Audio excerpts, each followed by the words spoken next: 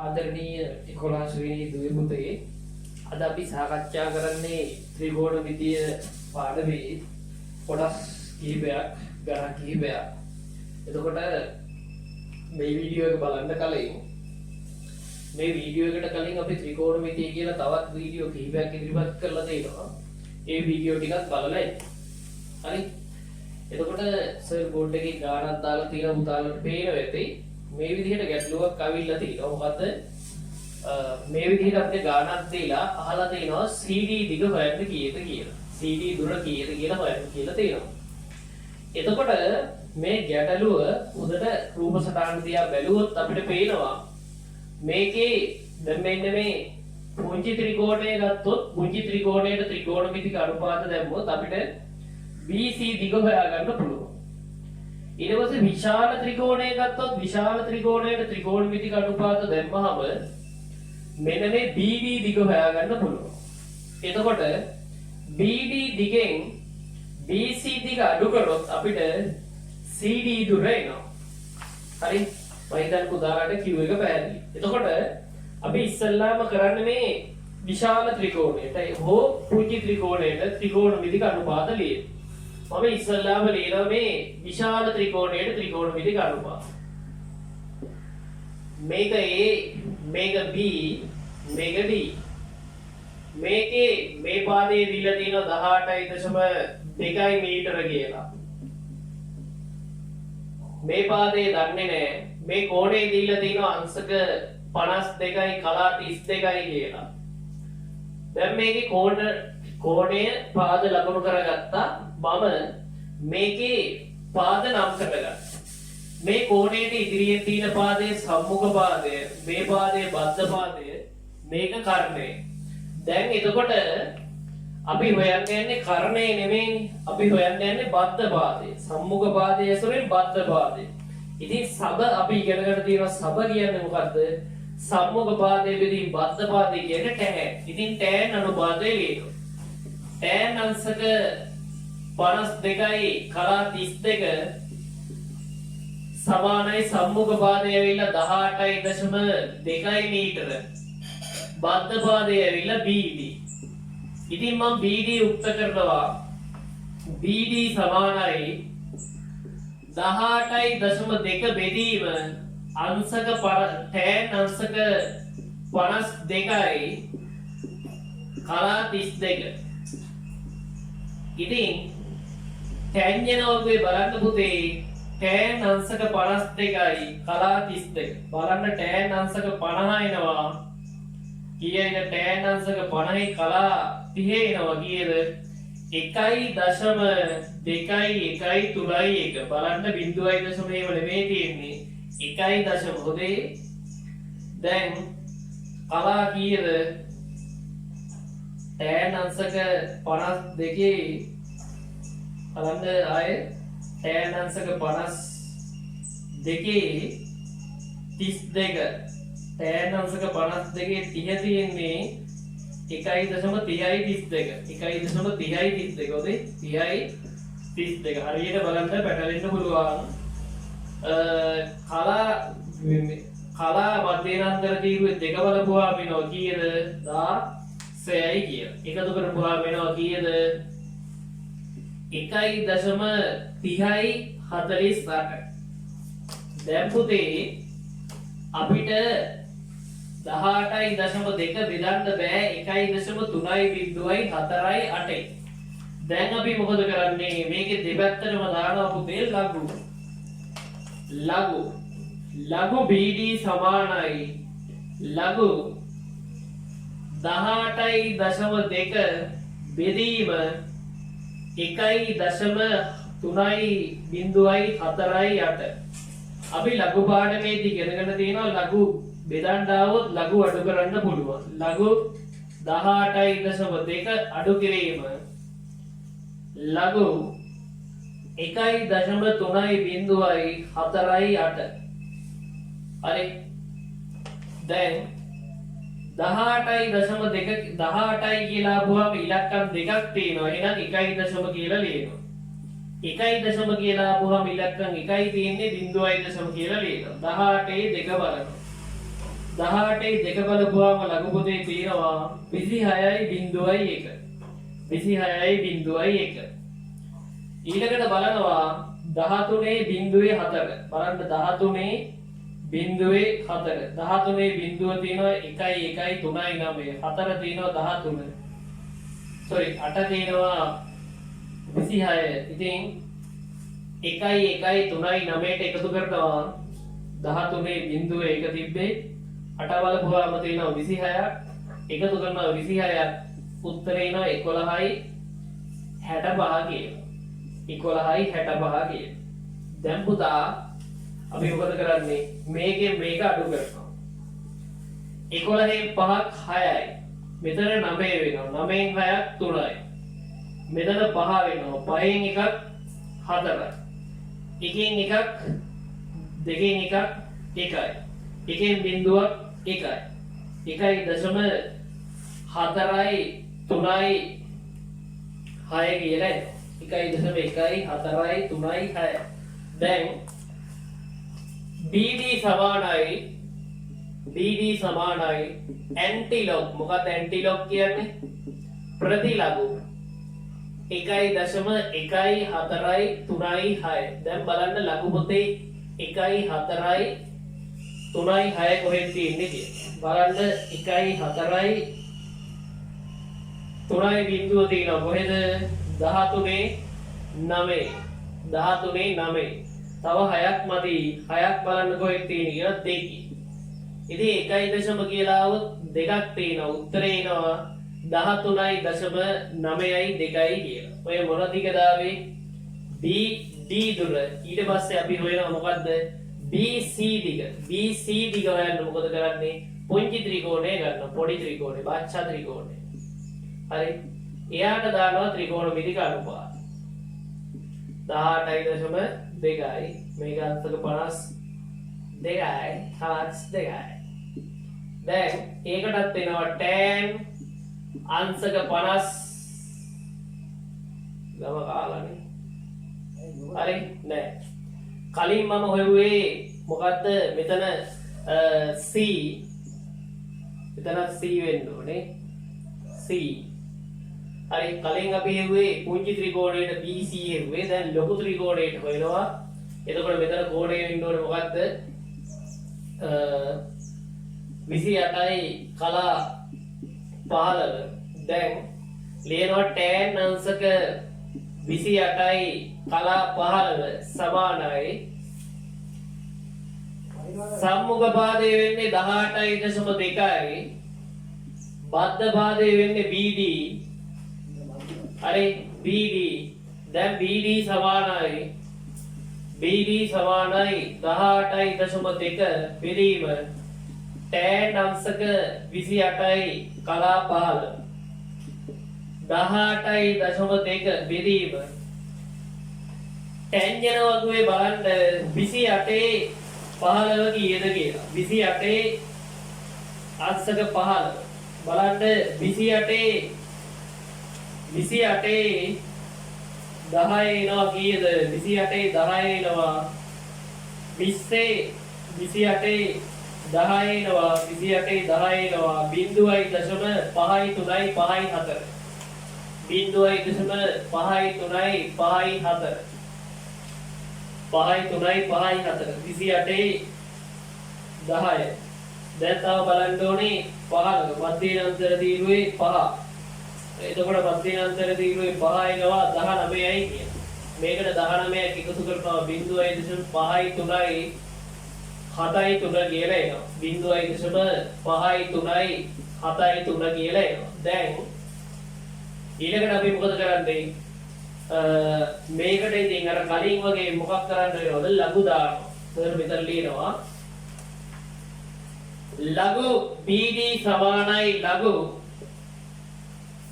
18.2 අඩු කිරීම ලඝු 0.5යි 3යි 7යි 3. ඉතින් සර් බලන්නේ ලඝු 18 2 කලිනුත් බැලුවා 1.2යි 6යි 0.1. 0.1 කියලා පුරම් ව්‍යුති 1.53 7 3 බලනවා. හරියට ලඝු පොතේ බලන්න 53 7 3 53 7 එනවා 73.2 73.2 තව 3 බලන්න ඕනේ 3 තියෙනවා 2යි කියලා. ඉතින් එනවා 73.2 කියලා. දැන් 1.2 6.1 ඍණ ව්‍යුති 1 වෙනුවට ලියනවා ව්‍යුති 1 වෙනුවට ලියනවා ඍණ 1යි කියලා. ධන දශමාංශය ලියනවා ධන. පූර්ණාංශය විතරයි ව්‍යුති ආපුවාම ඍණ එන්නේ දශමාංශය ධන වෙනවා. දන්නේ නැති බබෙක් ඉන්නවනම් ඒවා ලියා ගන්න. ඔතේ ඒගොල්ලෝ 1.2 6.1 ඍණයි ධන වෙනවා 1යි ඍණයි ධනයි ඍණ වෙනවා. දැන් මේ දෙන්න එකතු වෙනවා 2.2 අඩු කිරීම 0.73.2 දැන් 11න් දෙකක් අඩු වෙනවා 9යි මෙතන 9 වෙනවා 9.9යි 5 වෙනවා 5න් 3ක් 2යි 12යි 12න් 7ක් 5යි මෙතන 1 වෙනවා 1න් බිඳුවක් 1යි දැන් BD සමානයි ප්‍රතිලඝු බලනවා ඇන්ටිලොග් 1.5යි 2යි 9යි 9 ඉතින් 5යි 2යි 9යි 9 කොහෙද තියෙන්නේ කියලා බලනවා 5යි 2යි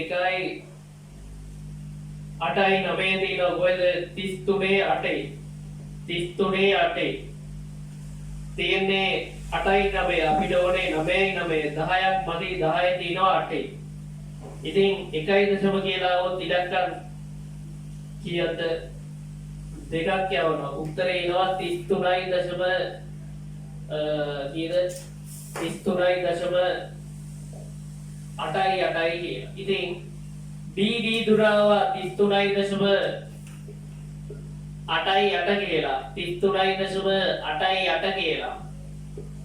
BC දුරාව පුතේ කීයයිද?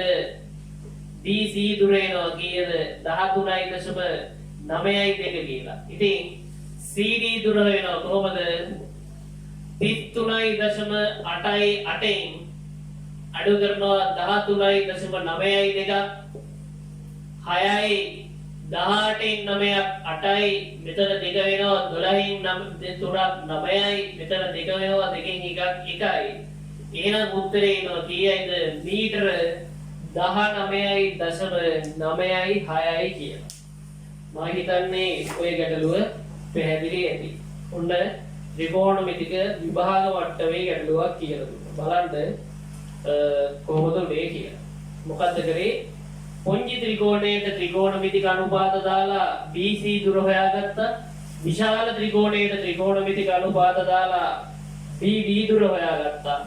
ඊට පස්සේ BD දුරෙන් BC දුර අඩු කරා CD දුර ආවා. මම හිතන්නේ පුතාලට පැහැදිලි ඇති. එහෙනම් බලන්න මොකද වෙන්නේ කියලා. හරි.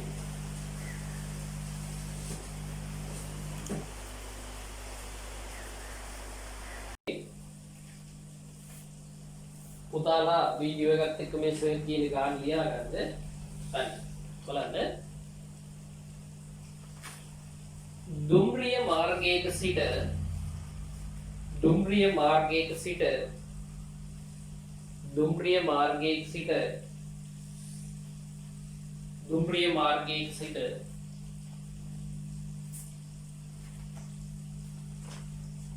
දුම්රිය මාර්ගයක C ලක්ෂයක සිට එහෙම ලියන්නේ දුම්රිය මාර්ගයක C ලක්ෂයක සිට දුම්රිය මාර්ගයක C ලක්ෂයක සිට මීටර 25ක් දුරින් මීටර 25ක් දුරින් මීටර 25ක් දුරින් මීටර 25ක් දුරින් ඍජු මාර්ගයක සිටින ඍජු මාර්ගයක සිටින ඍජු මාර්ගයක සිටින ඍජු මාර්ගයක සිටින ඍජු මාර්ගයක සිටින ඍජු මාර්ගයක සිටින කුඩා දරුවෙක් කුඩා දරුවෙක් කුඩා දරුවෙක් කුඩා දරුවෙක් දුම්රිය මාර්ගයේ දෙසට දුම්රිය මාර්ගයේ දෙසට දුම්රිය මාර්ගයේ දෙසට දුම්රිය මාර්ගයේ දෙසට මුහුණලා සිටින විට මුහුණලා සිටි එහෙම ලියන්න මුහුණලා සිටි මුහුණලා සිටි මුහුණලා සිටි දුම්රිය ඒ ලක්ෂයේ දුම්රිය ඒ ලක්ෂයේ ගමන් කරන විට දුම්රිය ඒ ලක්ෂයේ ගමන් කරන විට දුම්රිය ඒ ලක්ෂයේ ගමන් කරන විට මෙම දරුවාට අංශක 52යි කලා 18 ආරෝහණ කෝණයකින්ද ආරෝහණ කෝණයකින් ආරෝහණ කෝණයකින් ආරෝහණ කෝණයකින් ආරෝහණ කෝණයකින් ආරෝහණ කෝණයකින් දුම්රිය डी ලක්ෂයේ ගමන් කරන විට දුම්රිය डी ලක්ෂයේ ගමન කරන විට දුම්රිය डी ලක්ෂයේ ගමන් කරන විට අංශක 76යි කලා 53ක අංශක 76යි කලා 53ක අංශක 76යි කලා 53ක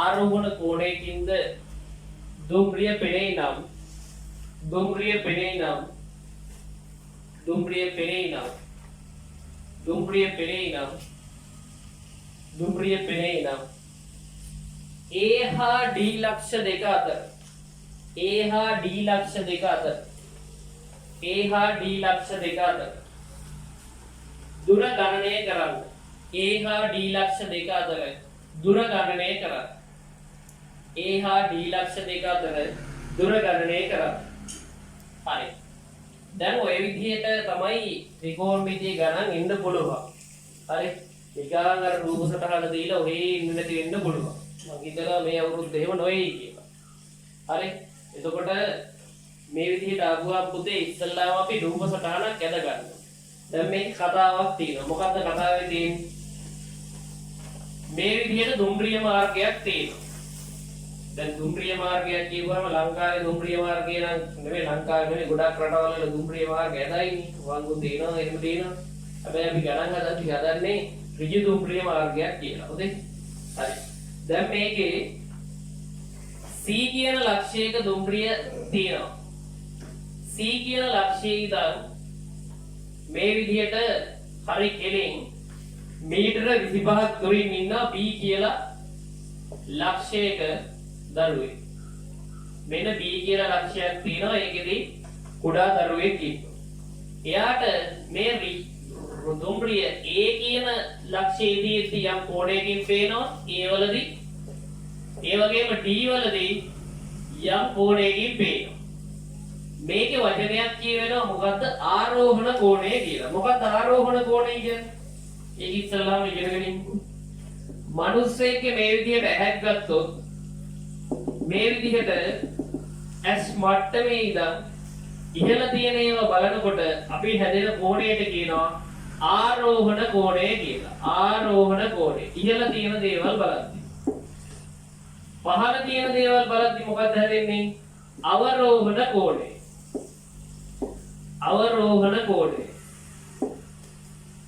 හරි S මට්ටම දැන් මගේ S මට්ටම ගත්තොත් මම මෙහෙම හරි කෙලින් ඉන්නවා මේ මම ඉහළ දෙයක් බලද්දී මේ ඔළුව ඉස්සෙනවා එතකොට හැදෙන කෝණයට තමයි කියන්නේ මොකක් කියලාද ආරෝහණ කියන්නේ ඊට පස්සේ පහළ දෙයක් බලද්දී මේ මගේ බෙල්ල නැවෙනවා පල්ලෙහාට හරි අවරෝහණ කෝණය කියනවා මම හිතන්නේ දෙක පැහැදිලි ඇති හරි දැන් මේ ළමයා දැන් මූණලා ඉන්නේ කොහෙද දුම්රිය මාර්ගය දිහාට එතකොට එයාගේ ඇහැ තියෙන්නේ කොහෙද මෙන්න S මට්ටම වෙනවා මේ විදිහට ඇවිල්ලා එයාගේ බෙල්ල මෙහෙම කරකවන්න ඕනේ එයා මෙහෙම ඉන්නේ එයාගේ බෙල්ල ඉස්සෙනවා එතකොට එන්නේ මෙහාට මේ මෙන්න මේ කෝණය වෙනවා කීයද අංශක 52යි කලා 18 ඊළඟ ආයේ D ලක්ෂයට යද්දී ආයේ ටිකක් වැඩි වෙනවා මේ ඒ කෝණය කියන උදේ අංශක 76යි විශාල කෝණය කීයද අංශක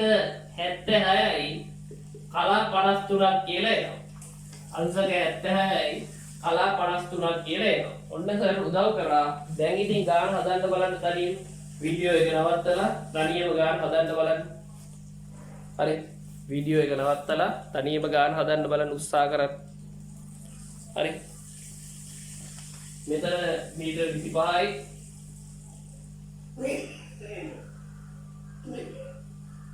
මේක C මේක A මේක D. හරි. උදේ උත්සාහ කරන්න බලන්න ගාන කරදුරාට කවන්න උත්සාහ කරන්න බලන්න.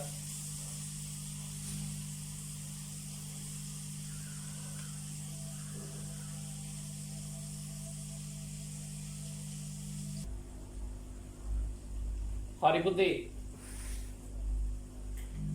හරි පුතේ දැන් එහෙනම් ඔයාලා ගැටලුව ලියාගන්න හදන්න ඇති. මේ තියෙන්නේ ඉතින් අර කලින් හදපු ගැටලුව වගේම ගැටලුව. දැන් මේක දුම්රියක් විභාගෙට මෙහෙම එන්න පුළුවන්. මොකද්ද? B කියලා ලක්ෂයක ප්‍රදීපාකාරයක නාවිකයෙක් බලාගෙන ඉන්නවා නාවික නිලධාරී. එතකොට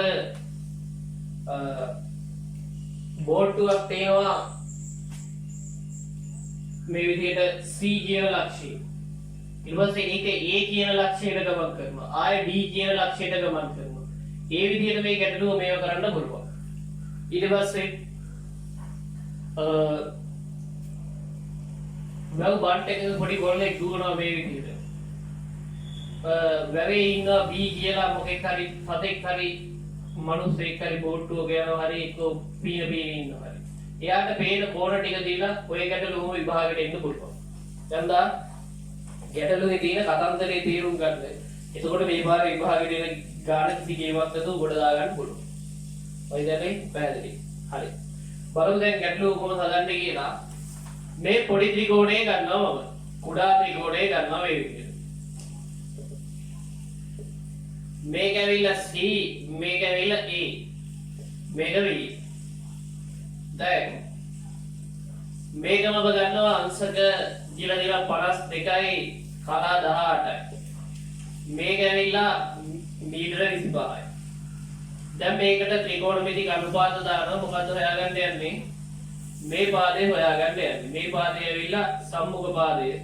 මේක ඇවිල්ලා බද්ධ පාදය. ඉතින් කලින් වගේම සබ tan කියලා tan අනුපාතය. ඉතින් tan අංශක 52යි කලා 18 සමානයි සම්මුඛ පාදයේ දීලා තිනවා AC බෙදීම මොකද්ද මීටර 25යි. දැන් AC හොයාගන්න පුළුවන් 25 ගුණ කරනවා tan අංශක 52යි කලා 18යි. 25 ගුණ කිරීම tan අංශක 52යි කලා 18 වල tan යනවා ප්‍රකෘති ටැන්ජන්ට් බලන්න tan අංශක 52යි කලා 18 tan අංශක 52යි කලා 18 tan අංශක 52 තියෙනවා බලන්න 1 දශම කියලා තියෙනවා. හොඳයි 1.31යි 3.1යි බිංදු 9යි බිංදු මධ්‍යන්තර තීරුවේ 8ක් බලන්න 8ක් බලපුවා වෙනවා 63ක් 3යි 5යි 2යි 1යි 3යි 1.3යි 2යි 5යි 3 කියලා එනවා. දැන් මේක නම් ගුණ කරන්න ඉතර අමාරුවක් නෑ. ඊයේ 25න් ගුණ කරන්න තියෙන්නේ. අපි දන්නවා ගොඩ කැලලක් අරගෙන 1.3යි 2යි 5යි 3 ගුණ කරනවා කීයද 25යි.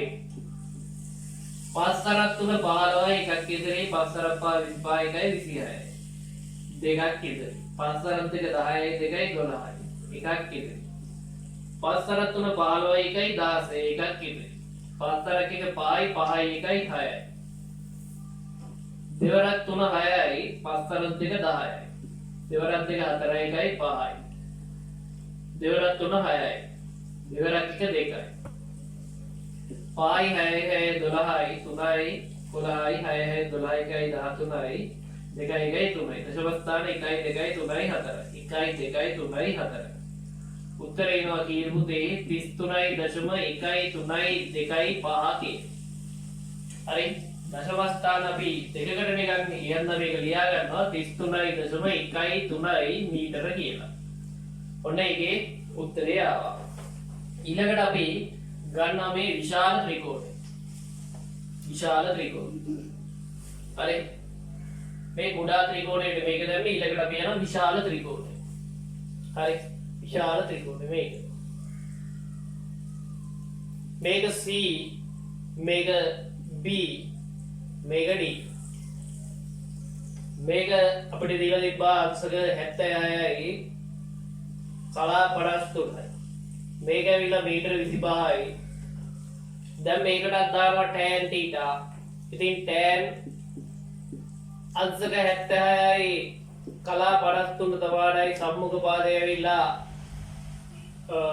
CD බද්ධ පාදය ඇවිල්ලා BC ඇවිල්ලා මීටර 25යි ඉතින් CD හොයා ගන්නවා CD සමානයි 25 වැඩි කරනවා tan අංශක 76යි කලා 53 මේ 25 ගුණ කිරීම tan 76යි 76යි 53 76යි 5 එනවා 4.2.75 කියන බලන්න මධ්‍යයේ 76යි 50 කලා 50 3 එනවා ඇවිල්ලා 16යි කියලා. ඉතින් 16ක් එකතු කරනවා 5 6 11 එකක් ඉදිරි 1 7 8 8 1 9 4.2.9යි 1යි කියලා. ඉතින් ආයෙත් කොළ කැලලක් කරගෙන අපි 40 මේගාන 4.2.9යි 1 වැඩි කරනවා 25යි. 5 අරක් එක පුතේ 5යි 9 අරක් 5 45යි 4ක් ඉදිරි 5 අරක් දෙක 10යි 10යි 4යි 14යි එකක් ඉදිරි 5 අරක් අතර 20යි 20යි 1යි 21යි දෙවරක් එක 2යි දෙවරක් 9 18යි එකක් ඉදිරි දෙවරක් දෙක 4යි 1යි 5යි හතරවරක් දෙක 8යි එකතු කරපුවාම 5යි 7යි 12යි 7යි 10යි දශම ස්ථාන 1යි 2යි 3ක් තියෙනවා 1යි 2යි 3යි ඉතින් අපි දශම ස්ථාන දෙකකට විතරයි උත්තරේ ලියා ගන්න. උත්තරේ එනවා 107.25යි මීටර කියලා. දැන් AC දුර දන්නවා CD දුර දන්නවා. එහෙනම් AD දුර ගන්නවා කොහොමද? AD දුර ගන්නවා. මේ CD දුරෙන් AC දුර අඩු කරනවා. CD දුර ඇවිල්ලා 107.2.7යි ඒකෙන් අඩු කරනවා. කොච්චරද 33.1.3 මීටර. හරි නෝස් එක මම බලනවා.